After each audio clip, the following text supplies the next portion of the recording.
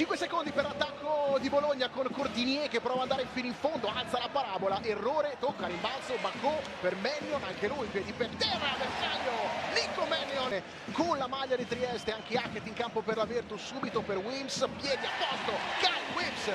e la Virtus torna avanti, scarico sotto per Vedera che riceve con difficoltà, arriva il stoppatore del Gelé che poi fa partire lui la transizione, gran scarico sotto per gente che rischia di lesionare l'infrastruttura del Paladozza per il 21-17. Seconda giornata di Serie A, Gaines riceve campo grande schiacciato per Davis che va alla conclusione in faccia a Hackett, ottimo inizio, non male per Davis, raddoppiato, gestisce lui questo possesso, 4 secondi, 3 secondi, step back, bomba di Mannion che alla fine ha ragione lui, scappa la Virtus con Nico Mannion, movimento di Wims che non riceve, schiacciato per Cordinier, tiro in tempo ma errore, Cordinier segue a rimbalzo, prova ad andare fino in fondo, assorbe il contatto, segna Cordinier che mostra i muscoli, canestro e fallo. Che spettacolo da parte di Cordinier.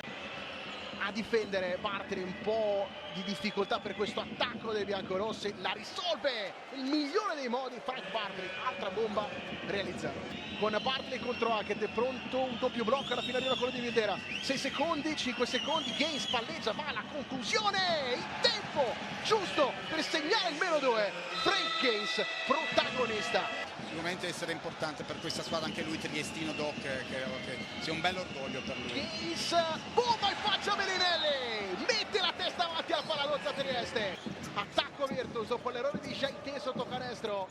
uscita di Belinelli con ricezione, tiro fuori equilibrio, è un mago in quel movimento Marco Belinelli e riporta avanti i suoi. Un nuovo possesso ai biancorossi, Bossi si allontana dalla pressione di Michi, poi gli tira in faccia da quasi 8 metri!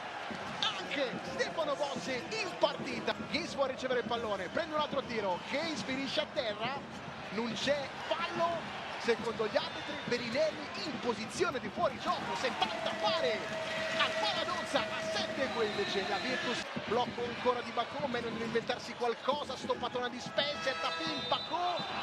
scavo di 24 secondi agli arbitri e questa è un'azione da rivedere, poi Bacco 2 volte, 3 volte e Bagar sotto canestro, alla fine la meglio Trieste, 90 secondi alla fine, con Trieste che attacca fino in fondo, che giocata di Bartley!